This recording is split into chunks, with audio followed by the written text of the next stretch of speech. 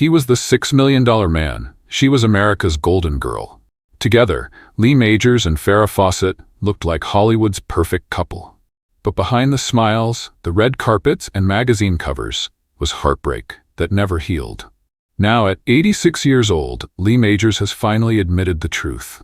Not in a tell-all book or angry interview, but through years of silence and one final decision that says more than words ever could. Lee Majors met Farrah Fawcett in the late 1960s. He was already a star on TV. She was a young model with dreams. Their connection was instant. In 1973, they got married. At first, it felt like a real-life fairy tale.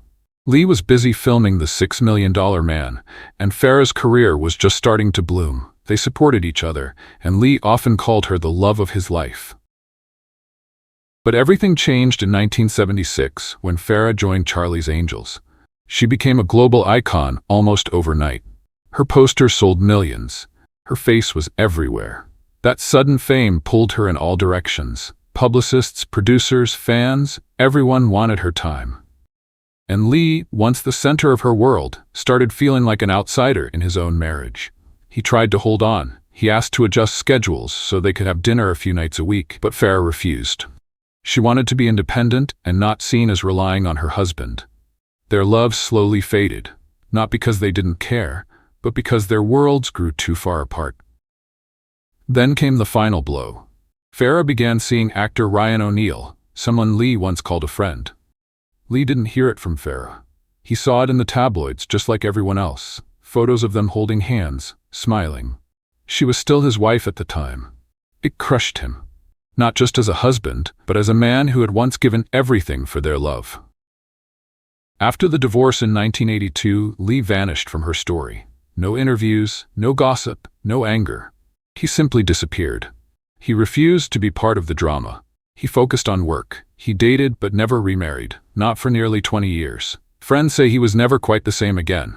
Farrah, meanwhile, lived her life in the spotlight, with ups and downs but always open. Lee stayed quiet. Years later, in the early 2000s, a mutual friend suggested a private reunion. Just a quiet moment to reconnect. Farrah said yes. Lee thought about it, and then said no. Not out of hate, but because he had worked too hard to close that chapter. He didn't want to reopen the pain. Shortly after, Farrah was diagnosed with cancer. Lee followed her battle quietly, never visiting, never speaking publicly.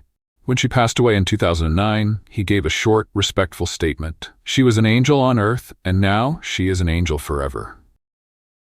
Now at 86, Lee Majors still hasn't told his story in full, but maybe he doesn't need to. His silence was the answer all along. The truth? He never truly forgave Farrah, but he also never stopped loving her. And sometimes the deepest heartbreak is the one we carry quietly, not for the world to see, but because it's too painful to speak. Lee and Farrah will always be remembered as a beautiful couple from a golden era. But the truth behind their story is far more human, full of love, pain, and silence that spoke louder than words.